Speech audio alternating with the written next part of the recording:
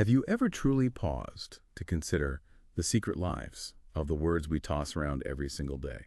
They're not just static labels we assign to things. They are vibrant, living archives, each one carrying echoes of forgotten histories, ancient cultures, and some really surprising transformations. They whisper stories of human ingenuity, changing societies, even the natural world we observe. Today, we're embarking on a truly fascinating deep dive. We've got the Oxford Dictionary of Word Histories right here as our invaluable guide. Our mission, really, is to unearth the hidden narratives behind some of the most familiar words in English.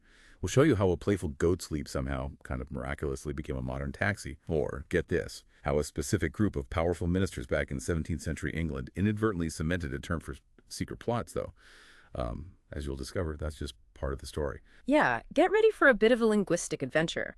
This isn't just about expanding your vocabulary, though that might happen too. It's really about gaining a shortcut to being genuinely well-informed, packed with those satisfying aha moment. Those surprising facts that make you see the world, well, just a little bit differently.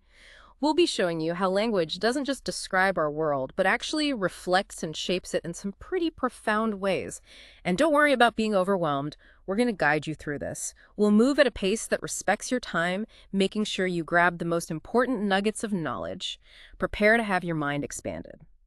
The surprising journeys. When words take unexpected turns. Okay, let's truly unpack this first one. Seriously, can you imagine a word for a sleek, modern vehicle, quite literally stemming from a goat's frolicking movement? It sounds like a riddle, doesn't it? Like something dreamt up by an eccentric etymologist. But it's the delightful truth behind the word cab. So how exactly did we get from a four-legged friend leaping about to a four-wheeled vehicle taking us across town? Well, it's fascinating when you trace that lineage back. It's a beautiful example of how language captures not just objects, but movement and spirit. The word cab, as we use it today for a taxi, or maybe the driver's compartment of a lorry or a bus or even a train, that usage really only settled into our lexicon in the early 19th century. And you'll even hear caboer sometimes, particularly in North American English. That's actually a very late 20th century shortening of cab over engine. It describes that truck design where the driver sits right up above the engine. But the journey of cab, it goes back much, much further than the 1800s. At its heart, cab is a truncation, basically, a shortening of the French word cabriolet. Now, when we hear cabriolet today, most of us probably picture a sleek convertible car, right? Right, yeah, something sporty. Exactly. But rewind to the mid-18th century, and a cabriolet was something quite different. It was a light, two-wheeled carriage, often with a folding hood, and it was pulled by just one horse. Okay, so definitely not a sports car, more like a horse-drawn buggy. And you're saying its name came from a goat. That feels like quite a leap in itself. What was it about this carriage that made people think of a goat? Precisely. That's where the ingenious connection lies. The key to its name, and therefore to our modern cab, was the motion of that carriage. See, it was designed to be light and nimble, and its characteristic movement was apparently quite bouncy, almost jaunty, on the, uneven roads of the time. This particular motion reminded people of the French word cabriole, which literally means a goat's leap. And that word cabriole comes from the French verb cabrioler, meaning to leap in the air.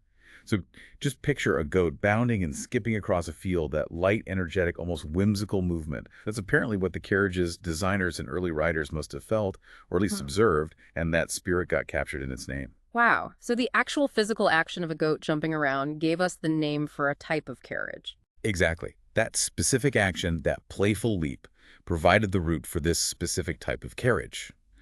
Then, over time, as carriage technology evolved, the word cab continued to be used. It was applied to the cabriolet's improved successor, rather most famously the hansom cab, the very popular horse-drawn carriage in Victorian time. Yeah, the ones you see in old movies set in London. Those are the ones. And from there, it became more general. It started to describe any public carriage, whether it had 2 or 4 wheels, pulled by one horse, seating maybe 2 or 4 people. So you see this direct linguistic line from an animal's playful movement all the way to a form of public transportation that we still recognize today.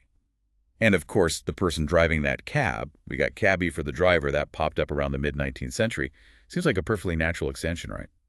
That's truly remarkable that such a specific, almost whimsical observation of nature could end up defining a piece of technology that then evolves over centuries. But you mentioned the goat's influence doesn't stop there. Does it pop up anywhere else in our language? It absolutely does. And it really speaks to how vivid that initial observation must have been. Think about the word caper, Yeah. to skip about in a playful way, or maybe an amusing escapade, like pulling a caper. Ah, okay. Like a bank caper or just kids capering around. Exactly. That word, which dates from the late 16th century, is also an abbreviation. This time, it's shortened from capriole, which is the very same go sleep we were just talking about with the cabriolet. Right. Caper came into English through French from the Italian capriola, meaning leap, which itself comes from capriola, meaning roebuck. Mm-hmm. So the semantic association with caper is very clearly frolicking, jumping around playfully, and its ultimate base is the Latin capriolus, which is a diminutive of caper, meaning goat. So both the taxi and the playful prank come back to a leaping goat. That's it. What this really highlights is how language, maybe especially in its earlier forms, didn't just name things, but it captured their very essence, their movement. The leap wasn't just a physical act, it described a kind of dynamism, a spirited quality. And that quality somehow leapt from a goat's frolic into the design and experience of a carriage, and then persisted for centuries, even as the technology changed. It's almost like the words themselves hold a memory of that initial vibrant observation. It tells us a lot about how closely our early language was tied to direct sensory experience, and how elegantly we can abstract a physical action into both a functional noun, like cab, and a verb describing human behavior, like caper. So next time you hail a cab or maybe see someone pulling a prank, you can just imagine a tiny goat taking a joyful, energetic leap. It's a hidden history in plain sight and a pretty playful reminder of where our words come from. Now let's move to another word that seems to just expand its meaning exponentially: cabinet. It's fascinating, isn't it, to consider how a simple word for a small, humble room or maybe a container can ascend to describe an entire branch of government, or even, a sophisticated device that captures images. The journey of cabinet and its close cousin, camera, is a perfect example of this linguistic expansion. It shows how a core concept can be stretched and applied to vastly different domains. Oh, absolutely. This is a classic case of words expanding their semantic territory, Yeah. often starting from something very concrete and tangible. Let's begin with cabin. This word, it goes way back to Middle English, and it has roots in the Old French caban. That traveled through Provençal cabana and ultimately gets back to the late Latin capana, or maybe cavana. Fundamentally, all these forms meant a small enclosed dwelling or space. Think of a rustic hut or maybe a small room on a ship. Building right on that, the word cabinet pops up in the mid-16th century. It was formed pretty simply from cabin by just adding that ate-at suffix, which in English often means little, so literally a little cabin. Like a kitchenette is a little kitchen. Exactly like that. And in its obsolete senses, cabinet did indeed mean just that, a small cabin or a private room. Then, French influence expanded its uses a bit further. It came to describe an archaic boudoir, a very private, often luxurious room for a lady to dress or relax in. And of course, the sense we're probably most familiar with today, an ornamental piece of furniture fitted with compartments. A display cabinet where you keep precious objects or, kitchen cabinets for storage. There's even a suggested link to an Italian dialect word, gabinetto, which means closet or chest of drawers. That fits perfectly with this idea of a small contained space for privacy or storage. Okay, so it really started as just a physically small, enclosed space, a room, a box, furniture. But then it makes this huge jump into the world of politics, which seems like a very abstract leap from a piece of furniture. How on earth did that happen? That's where the power of metaphor and association really kicks in. We see this significant leap into the political realm. Cabinet commonly refers to the small select body of chief ministers who meet to discuss government policy. Mm-hmm. And this body was originally known quite tellingly as the Cabinet Council. The council part is key there. It is, and it was specifically distinguished from the Privy Council, and the word privy itself means private, secret. So this political use implies the idea of a private, enclosed room where important, often confidential, sensitive matters were discussed by a select few. It moved from being a literal small room to being a metaphorical, small, private, and powerful group. The concept of containment and secrecy remained absolutely key. And then we have camera. This word first shows up in English in the late 17th century. Initially, it referred to a council or legislative chamber, specifically thinking about places like Italy or Spain. It comes directly from the Latin word camera, which means vault or chamber, which in turn is from the Greek kamara, meaning object with an arched cover. So its earliest meaning was fundamentally about an enclosed, often arched or vaulted space. A wonderful real-world example of this original sense is the Radcliffe camera in Oxford. Oh, I know that building. The round one. That's the one. It's a magnificent circular building, and it actually owes its name to its distinctive, rounded, arched design. The building was literally described as a camera in a Latin statute from 1856, and today it's still used as a reading room for the Bodleian Library, known affectionately as Camera Bodleiana. That makes perfect sense thinking about the architecture. And I've definitely heard the legal term in camera used in court proceedings. Is that related to this idea of a chamber? Absolutely. In legal context, you still hear that Latin phrase in camera. It's used to mean in the judge's private chamber, away from open court, away from public scrutiny. This just reinforces that original sense of a private, enclosed, and often secretive space. It was only much later, really in the 19th century, that this same Latin word camera, still holding on to its core meaning of chamber, was applied in English to the device we use for recording visual images, photographs. And this wasn't an entirely new concept, actually. Precursors like the camera obscura, literally dark chamber, had existed since the early 18th century. Right, the pinhole camera idea. Sort of, yeah. It was usually a darkened box with a convex lens that projected an external image onto a screen inside. And then there was also the camera lucida, literally bright chamber, from the mid-18th century. That was an instrument that used a prism to project an image onto paper, usually for tracing. This whole journey, it really makes you ask, how did a word for a very concrete physical room become so integral to our political system and technological innovation? The common thread, the thing that links them all, is this powerful abstract idea. Enclosure and privacy, or perhaps containment, from a small, private space for personal belongings in a cabinet to a secret meeting room for powerful governmental decisions in the cabinet, and finally to a dark chamber for capturing light and forming images in a camera. It's a brilliant leap of abstraction. It really highlights how language adapts to new functions while retaining a core concept. Containment, privacy, enclosure. It shows how a concrete physical notion can evolve across centuries. So the next time you snap a photo with your modern camera, just remember it carries centuries of history inside it, from a Greek archway all the way to a judge's private chambers. What an amazing journey for a single word. Words etched in time, historical moments, and shifting customs. Okay, here's where it gets really interesting, I think, because we're diving into a word whose popular origin story is actually a widely believed myth, though admittedly it's a fascinating one. You've probably heard the term cabal used to mean a secret, often kind of sinister group plotting behind the scenes. But the origin story people often tell, it's a perfect example of what linguists call folk etymology. You're hitting on a linguistic sweet spot there, because the story of cabal perfectly illustrates how a really compelling narrative can sometimes overshadow the actual etymology. The popular history, the one that's widely cited and often taught, connects cabal directly to a committee of 5 ministers. They served under King Charles II in England back in the late 17th century. And their surnames, famously, began with the letters C, A, B, A, and L. Right, I remember hearing this. Clifford, Arlington, Buckingham, Ashley, and Lauderdale. C-A-B-A-L. Exactly. This anecdotal connection to a very specific, intriguing historical event is certainly well known and, well, captivating. And that particular committee was indeed perceived as a secretive, often untrustworthy inner circle. They were frequently accused of intrigue, of manipulating policy behind the king's back. So the name, the acronym, it seemed to fit perfectly, and it stuck. And it's such a neat, tidy story, isn't it? Almost too perfect, like someone planned it as an anagram. It always made so much sense. But you're saying that's not the true origin. What's the real story then? That's the beauty of digging into word histories. Sometimes the most compelling stories aren't the oldest ones. If we look at the true linguistic origins, the first recorded use of cabal in English, which came from the French word cabal, wasn't related to Charles II's ministers at all. In fact, it significantly predates them. It actually appears in the late 16th century.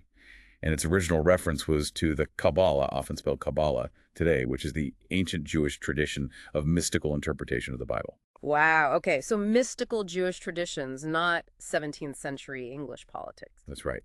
This tradition, which is central to Jewish mysticism, was first transmitted orally. It often used esoteric methods, things like ciphers and numerology, to convey its hidden meanings and deeper spiritual insights into Scripture. The Kabbalah reached the height of its intellectual and spiritual influence in the later Middle Ages, and it remains profoundly significant in Hasidism today. That's a vibrant movement within Judaism that emerged partly in reaction to the more rigid academicism of rabbinical Judaism.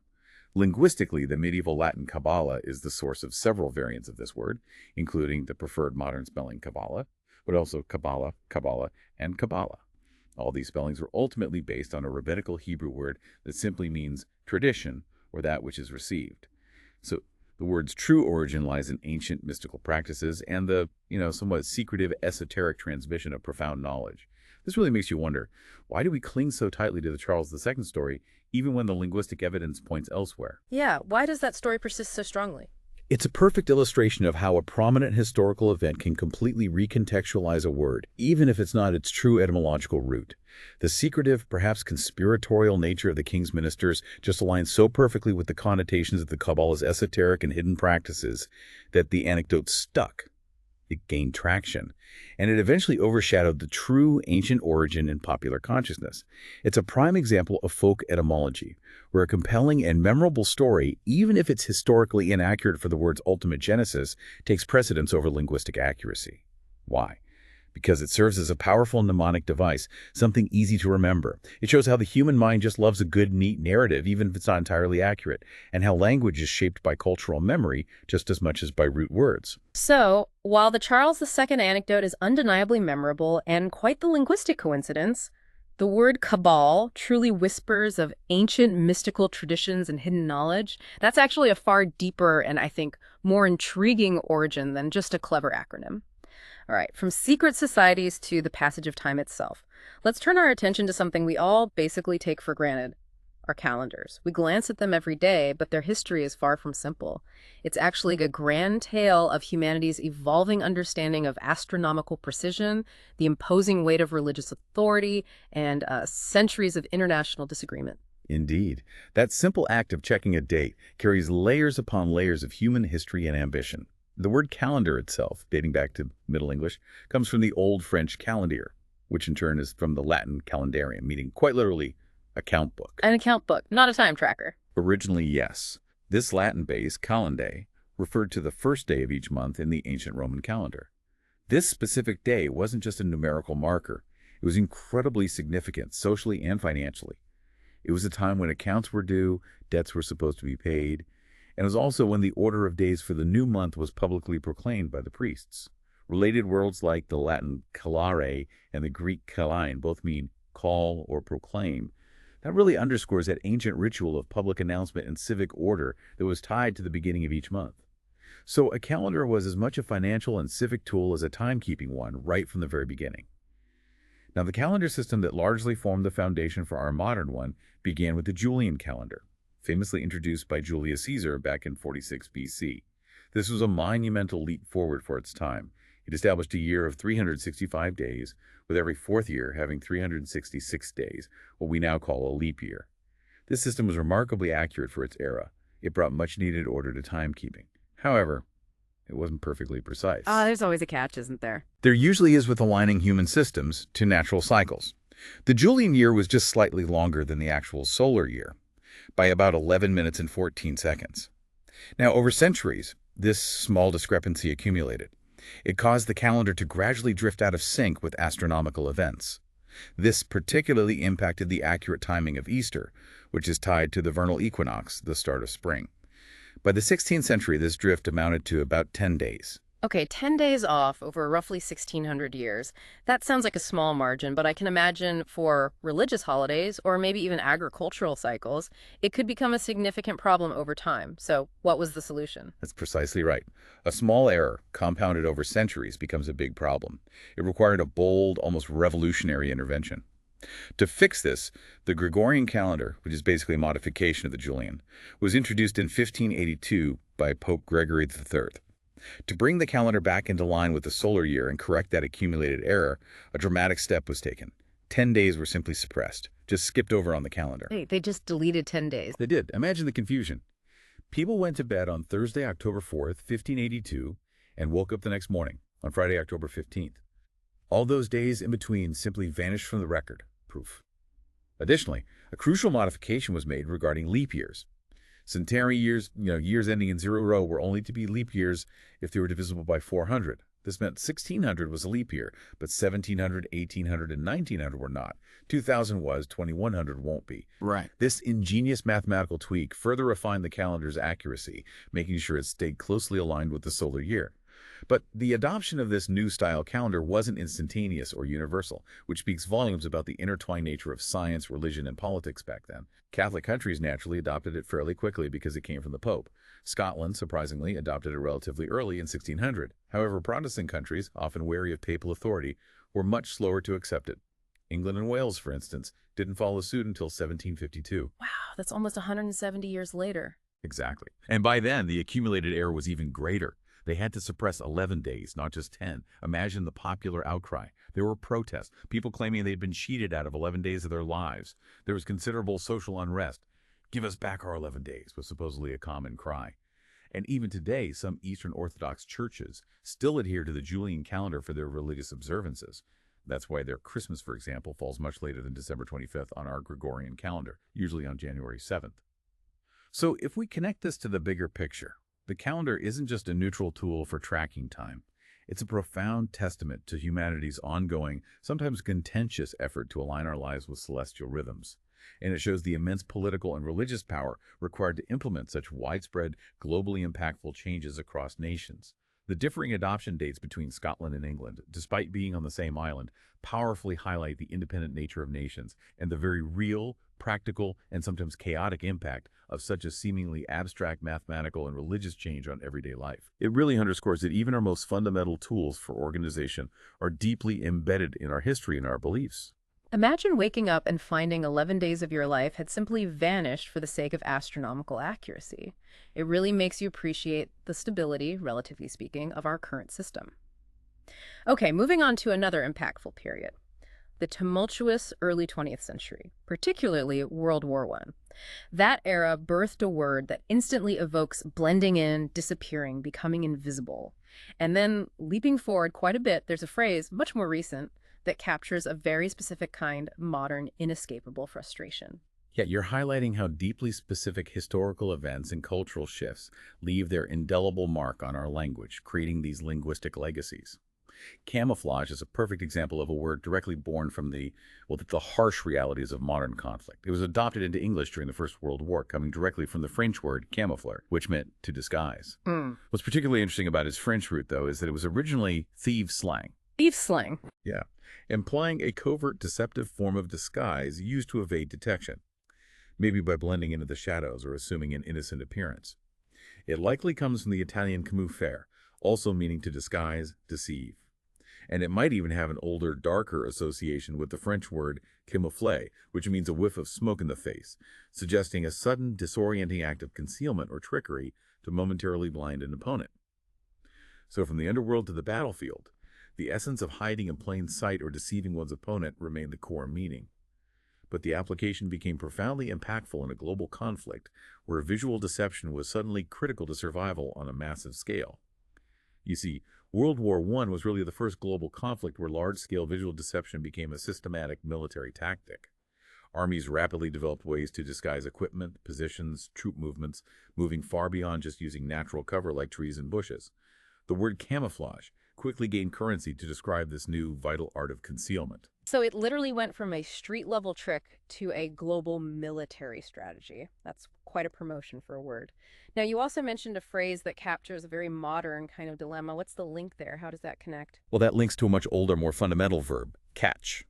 The verb catch, it dates back to Middle English, and initially it also meant chase in its early use. Think about to catch a rabbit. It often implied the pursuit, not just the final capture. However, over time, the result of the act of seizing, grasping, or trapping something became semantically dominant. That's the meaning we mostly use now. Its derivation comes from Anglo-Norman French and Old Northern French cachier, which was a variant of Old French chassier. Yeah. And that's based on the Latin captor, meaning try to catch, ultimately from capere, meaning simply take. This historical trajectory of catch, from pursuit to capture, from action to result, kind of sets the stage for a relatively recent, yet incredibly powerful idiom that captures a very specific, frustrating modern experience. In the 1970s, the expression catch-22 became current in everyday English. It's defined as a dilemma from which there's no escape because the rules are self-contradictory. You're trapped by the logic itself. The classic catch-22. Yeah, I know that feeling. Exactly. And this phrase comes directly and precisely from the title of Joseph Heller's famous 1961 satirical novel Catch-22. In the novel, the protagonist, Yossarian, is a U.S. Army Air Force's bombardier. He's desperate to avoid dangerous combat missions during World War II.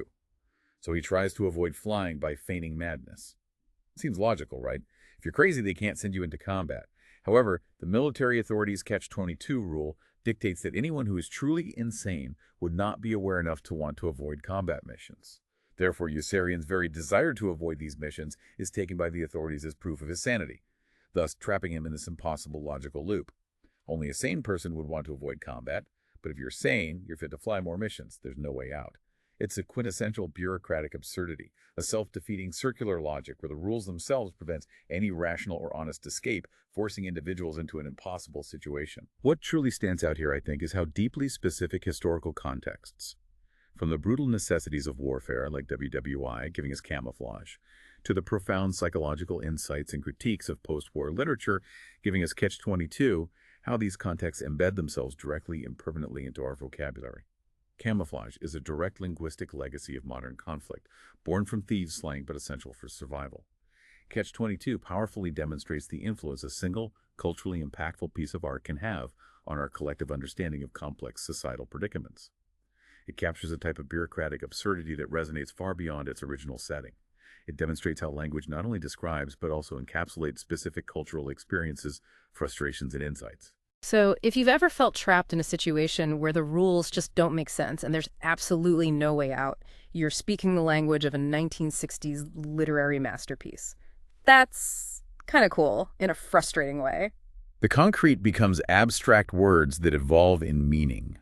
Okay, have you ever considered that when you hit the cancel button on your computer, or maybe you cancel a subscription, you're actually engaging in an act that goes back to ancient Roman legal practices, and surprisingly, even connects to the intricate structure of our own bones? It's a word that bridges millennia and vastly different domains. It's pretty amazing. It's truly remarkable, isn't it, how a single word can span such incredibly diverse fields from legal documents to biology and digital technology, while still retaining a consistent core conceptual thread. Cancel, in its early sense back in late Middle English, meant quite literally to obliterate or delete writing by drawing or stamping lines across it. This action, particularly in legal contexts, was the definitive way documents were rendered void, invalid, nullified. You would literally draw a crisscross pattern, like latticework, over the text to show it was no longer valid. Like physically crossing it out. Exactly. The word itself comes from the Old French canceller, which derives from the Latin cancellare. And that, fascinatingly, comes from cancelli, meaning crossbars, like the bars of a lattice or a grating. So the original image is literally of drawing a crosshatch pattern, like a grid, over text to invalidate it. Okay, so it's about the visual act of crossing something out. That's very concrete. But how do we get from dusty legal documents to bones and computer bots? That seems like a huge leap. That's the beauty of linguistic abstraction. This Latin-based cancelli and the whole notion of crossbars didn't just stay in legal or writing contexts. In the mid-19th century, it gave rise to an anatomical term, cancellous. This refers to a type of bone tissue that has a mesh-like latticework structure, full of tiny spaces. Looks like a grid or crisscrossing bars. Like spongy bone. Exactly, the spongy inner part of your bones is cancellous bone. So the very architectural structure of our bones has a deep linguistic link to the ancient act of canceling, to those intersecting lines. It's quite amazing. And then, centuries later, the core notion of obliteration, removal, or invalidation found a new cutting-edge home in the digital age. In computing context, the term CancelBot, which was coined in the 1990s, perfectly captures this enduring concept. A CancelBot is a specific type of program designed to automatically search for and delete specified mailings or content from internet news groups or forums. Ah, so it crosses out unwanted digital messages. Precisely. It's formed from the verb cancel and the bot syllable from robot. It illustrates how effortlessly and intuitively an ancient concept rooted in a physical action of invalidation can be applied to cutting-edge technology designed to clean up or control digital information. This whole journey powerfully demonstrates how fundamental concepts, initially rooted in simple physical actions like drawing lines across a document, can be stretched and applied across vastly different domains, from ancient legal practices to complex biological structures and even the ephemeral digital world. The underlying idea of crossing out, removing, or nullifying persists. It shows a remarkable linguistic efficiency and adaptability that seamlessly accommodates new technologies, new discoveries, and new societal needs. It truly speaks to the human ability to abstract core ideas and apply them universally across time and context. So, that ubiquitous cancel button on your computer screen is performing an action rooted in a Roman scribe's ancient pen strokes. It's incredible how much history is embedded in such an everyday, mundane action. Now, it's also fascinating how words can shift from describing a literal visual quality to defining an abstract ethical one. Defining not just what something looks like, but who we are as people. Think about candor and charity. Both seem rooted in concepts of purity or dearness, but they evolve to define profound aspects of human character and virtue. These are truly beautiful examples of semantic evolution, aren't they? Where a word's meaning becomes increasingly refined, abstract, and often more deeply human over time. Let's start with candor. In late Middle English, the early English sense of candor was directly derived from its Latin source, candor. And candor simply meant whiteness. Whiteness, like the color. Exactly. Imagine something pure, bright, unblemished, like newly fallen snow or a pristine white cloth. It evoked clarity and unadulterated purity. It was only really in the mid-18th century that its current meaning, openness and honesty in expression, truly took hold. This development of senses actually paralleled that of the word candid, which also means frank and sincere. The metaphorical leap here is from a literal whiteness or visual purity to a metaphorical purity of speech, unadulterated, straightforward truth. Just as white is seen as a pure color with no other hues hidden within it, candor implies nothing hidden or obscured in one's words, just clear, direct, unvarnished truth.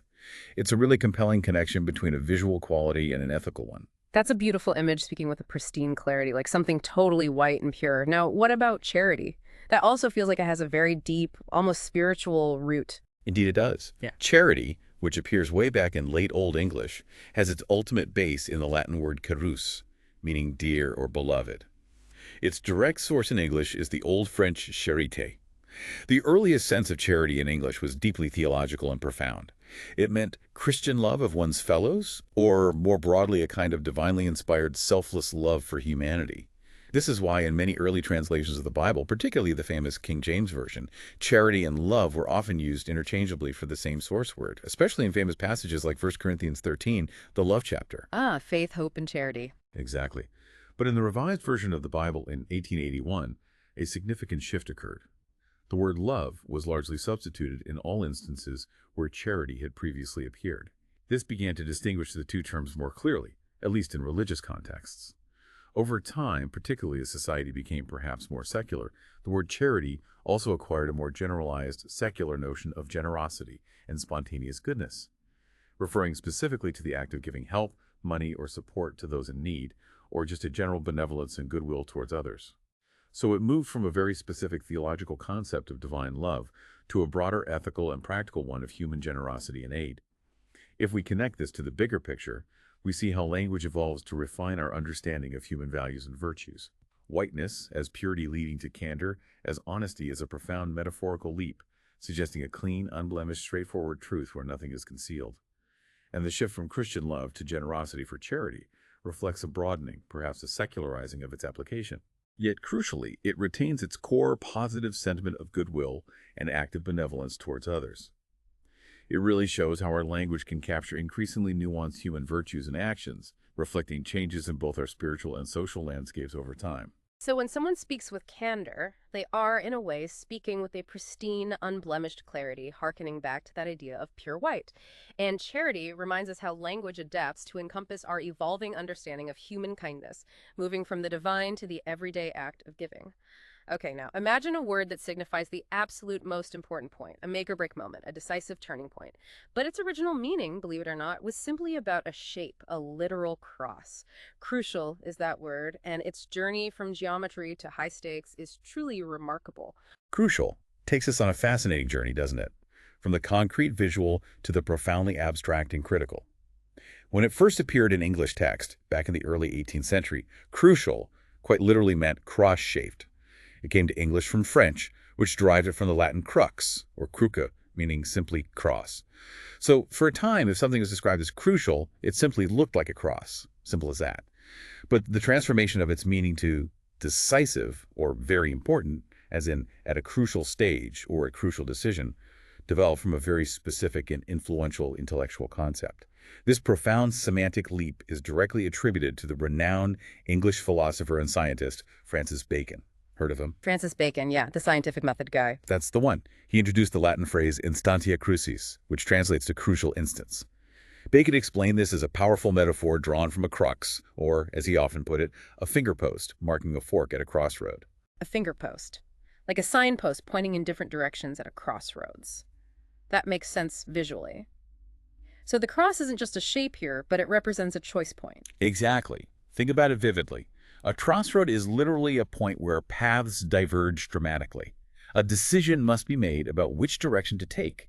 There's no continuing straight. It's a definitive turning point, a point of no return where you commit to one path over others. This powerful metaphor of a decisive fork in the road resonated deeply within the burgeoning scientific community of the 17th and 18th centuries. Leading physicists of the time, legendary figures like Isaac Newton and Robert Boyle, quickly adopted and adapted this metaphor in their own work. They used the term experimentum crucis, or crucial experiment. This describes a decisive test, an experiment so definitive and unambiguous that it could conclusively show which of several competing hypotheses was correct, effectively eliminating all the others. So the experiment that points the way, like the signpost. Precisely. It was the experiment performed at the crossroads of scientific inquiry that pointed to the definitive path forward for understanding a phenomenon. The outcome of such an experiment was crucial because it resolved a critical question, leaving no doubt. It forced a choice between theories.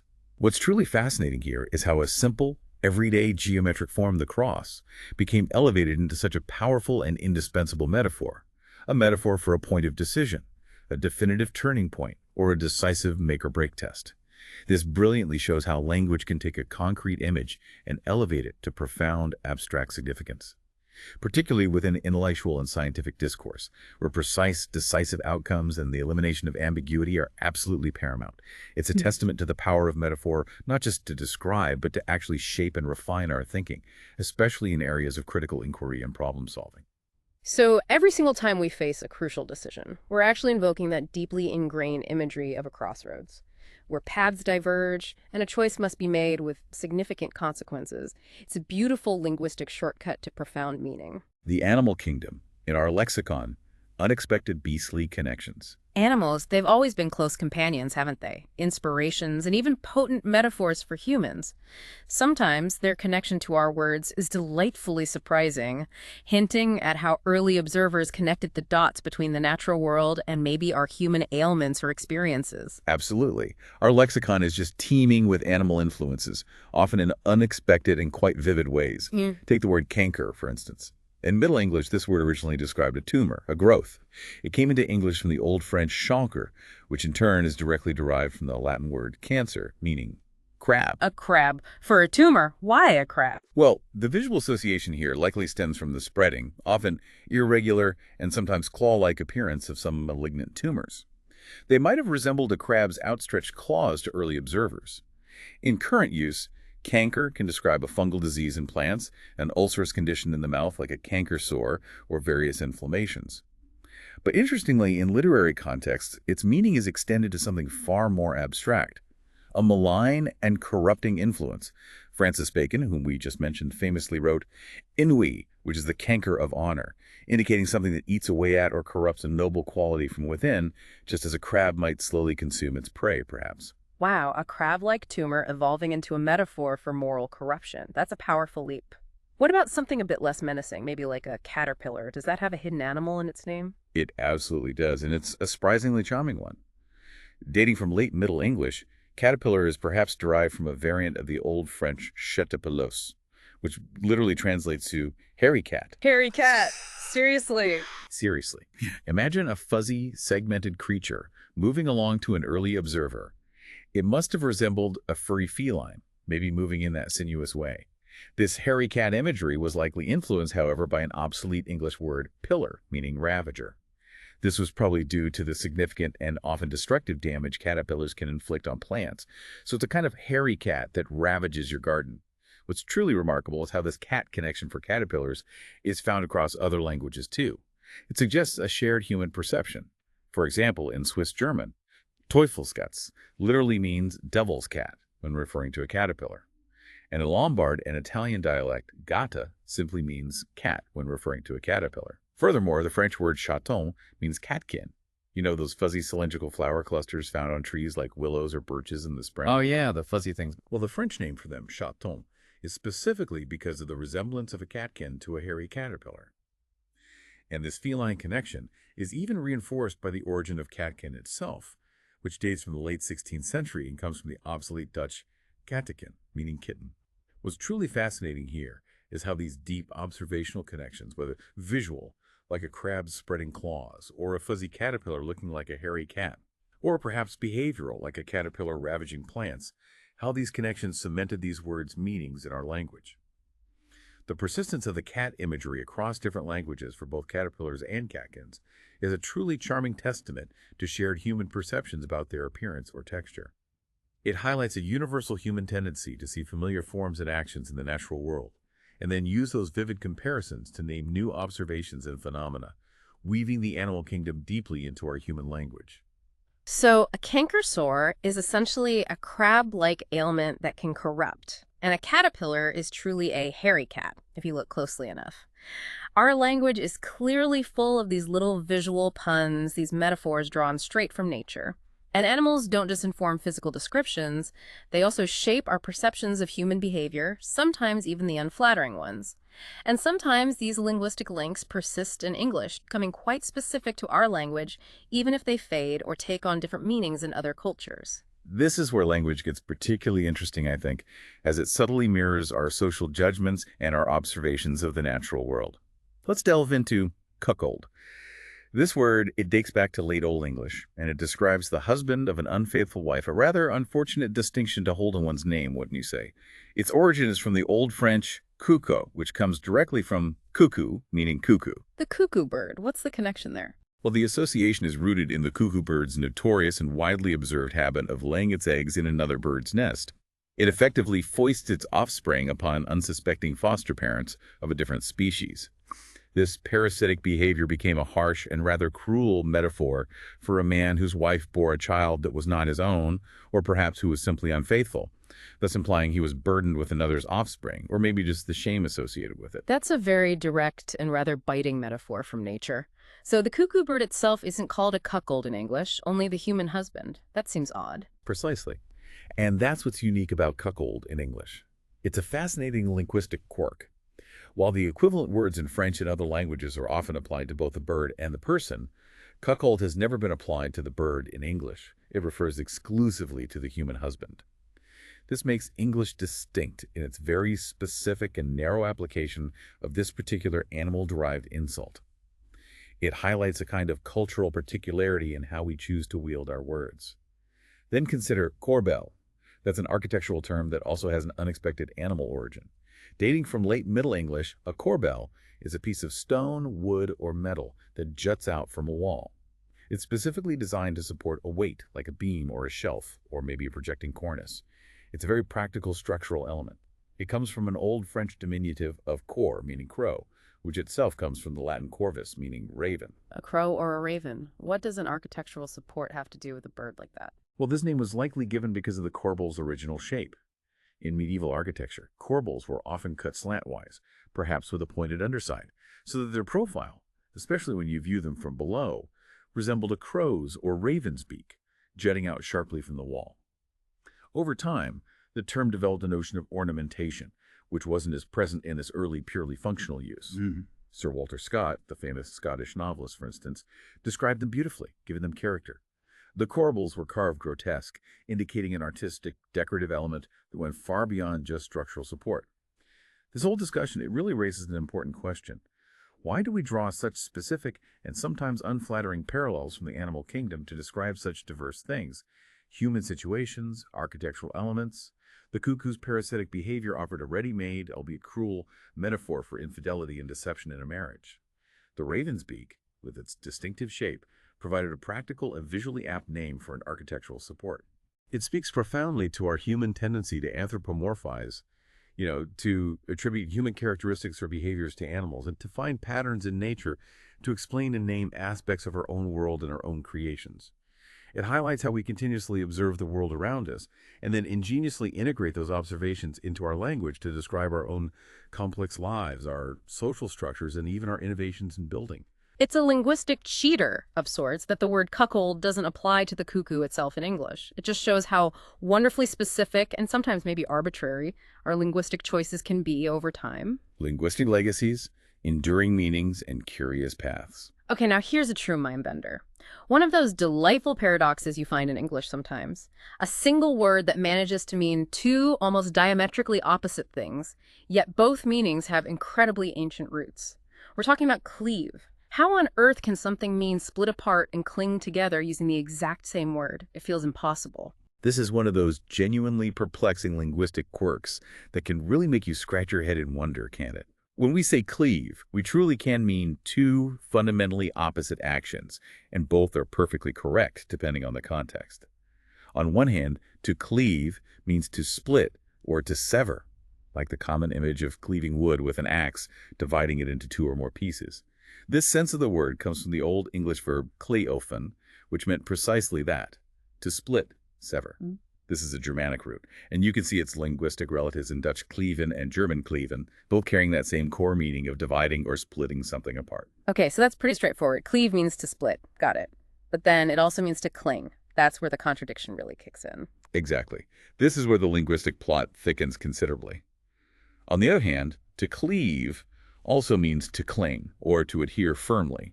Like when we say someone cleaves to their beliefs, meaning they stick steadfastly to them. Or maybe a vine cleaving to a wall, clinging tightly. This sense also comes from Old English, but from a completely different set of verbs. Cleophian, cliffian, or cliffan, all of which meant to cling. So a totally different word originally. Totally different word, different root. This root is West Germanic, and its related forms include the Dutch kleven and the German kleben, both meaning to stick or to adhere. Interestingly, this particular root is also related to the English words clay. Think of clay as something sticky and adhesive, and climb. The word climb originally meant to get up by clinging, using one's hands and feet to stick to a surface to ascend. So what we have here are two entirely distinct ancient verbs, existing separately in Old English, meaning opposite things. One meant to divide, to sever, the other meant to unite, to adhere. Through the fascinating and often unpredictable twists and turns of phonetic changes in the English language over many centuries, these two distinct words, by pure linguistic coincidence, converged into the exact same modern spelling and pronunciation: cleave. It's not that one word evolved somehow to mean its opposite. It's that two separate words with entirely different origins and meanings ended up sounding and looking identical in our contemporary vocabulary. What's truly fascinating here, the key takeaway, is that these are not the same word that simply developed opposing meanings over time. They're actually two distinct Old English verbs that, through this marvelous quirk of phonetic changes and linguistic evolution, converged into the exact same modern form. This highlights the wonderfully unpredictable nature of language evolution. How similar sounds can sometimes obscure entirely distinct origins, leading to what we perceive today as a single, wonderfully contradictory word.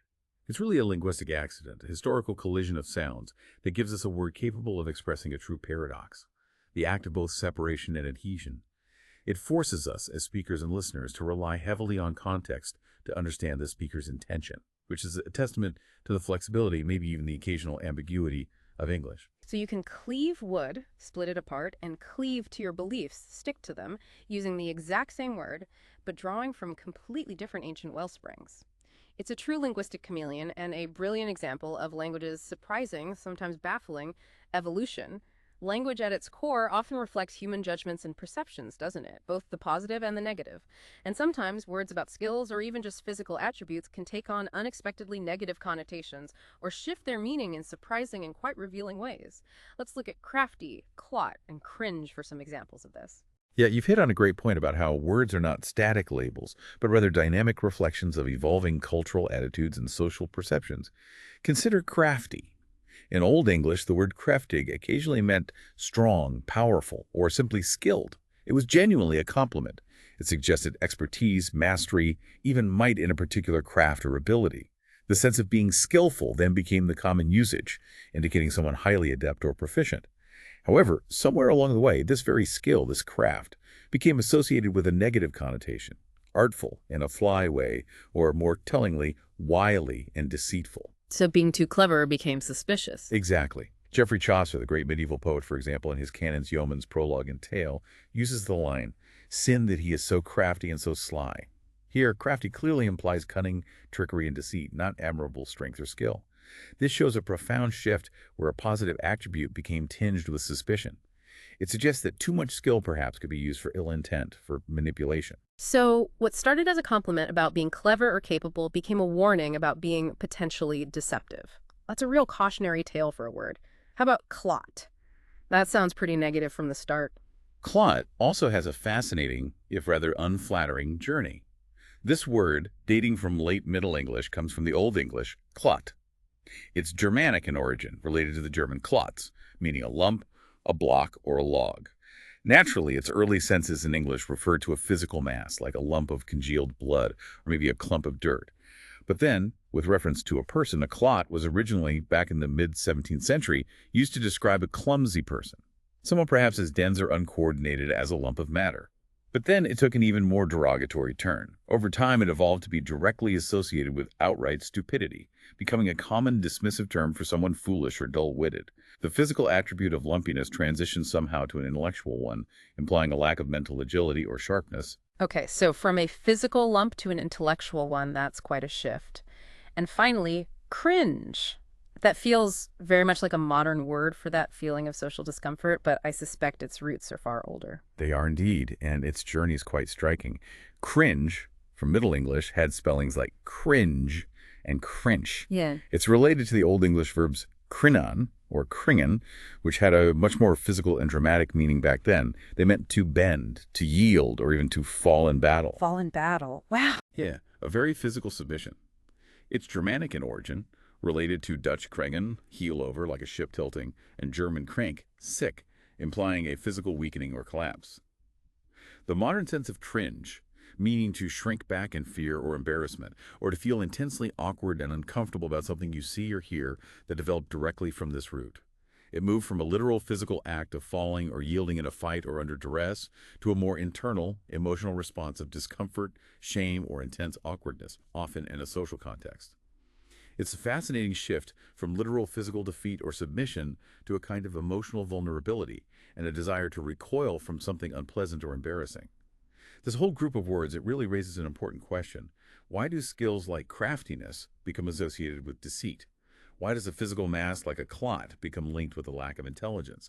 It vividly points to our human tendency to attribute moral or intellectual qualities to words that originally just describe physical states, abilities, or even just appearances. The evolution of cringe, from physically falling in battle to shrinking in social discomfort, shows this fascinating shift from literal physical defeat to a more nuanced emotional vulnerability. It's as if, over time, we began to categorize people and their actions with more complex and sometimes more judgmental or nuanced terms, reflecting the evolving complexities of human society and interaction. It seems being crafty used to be a high compliment, maybe suggesting real mastery, and only later became a warning about potential deceit. A fascinating reminder that language is always reflecting our shifting values and judgments. Finally, let's explore how geography, social class, culture, and even a little bit of culinary history can richly flavor our vocabulary, sometimes with a dash of unexpected origin that lingers like an old recipe. Oh, absolutely. These words truly show how intertwined language is with social perception, historical events, and even what we choose to put on our plates. Cockney, for example. Dating from late Middle English, it originally meant something quite different from its current association with London. It originally referred to a pampered child, suggesting a delicate, perhaps overly indulged, possibly effeminate upbringing. A pampered child, that's surprising. It is, isn't it? Its exact origin is uncertain, but one theory, which is now generally discredited by linguists, suggested a possible connection with kokanee, meaning cock's egg. Apparently, that term described a small, misshapen egg, probably from cock and a, which is an obsolete word for egg. This theory, whether true or not, implies a notion of smallness or being somehow deficient, and definitely a connotation of disparagement. That negative flavor certainly persisted in the word's later uses. Later, cockney was used more broadly to describe a town dweller regarded as puny or affected, someone perceived by country folk as weak or perhaps unsophisticated. This disparaging usage eventually led to the current, well-known sense, a native of the East End of London, which was also initially applied in a derogatory way, implying a certain perceived lack of sophistication or social standing compared to other Londoners or Englishmen. So from a spoiled child to a specific Londoner, the threat of perceived inferiority or perhaps just a peculiar distinct quality has remarkably stuck with the word through the centuries. So it started as a general insult about being pampered or puny, then somehow narrowed down geographically to a very specific London identity, still carrying a whiff of that original derogatory meaning. That's quite a social journey for a single word. What about cushy? That one always sounds so cozy and comfortable, doesn't it? It does, yeah. Yeah. And its origin is deeply rooted in a particular historical period and place. Cushy emerged into English during the First World War. It was originally an Anglo-Indian word. It comes from the Urdu word kushi, meaning pleasure, which itself ultimately comes from the Persian kos. Anglo-Indian, so from British India. Exactly. This term entered English during the period of significant British presence in India, the British Raj, and it quickly came to refer to a comfortable or easy situation or job, often a military posting that involved little danger or hardship. Soldiers back then might have said they had a cushy billet if it was a safe, pleasant place to be stationed away from the front lines. It was a linguistic souvenir, really, a legacy of colonial encounters and cross-cultural exchange, specifically from that historical period. And finally, let's talk about custard. This one is a truly delightful culinary history lesson wrapped up in a word. It shows how a name can outlive the very ingredient it originally referred to. Dating from late Middle English, early spellings included things like crustard and custard. Originally, the word described an open pie that contained meat or fruit held together in a spiced or sweetened sauce, which was thickened with eggs. But the key here is its origin. It comes from the Old French cruste, meaning crust. So the crust is right there in the old spelling, crustard. Exactly. The crust was not just a part of the dish.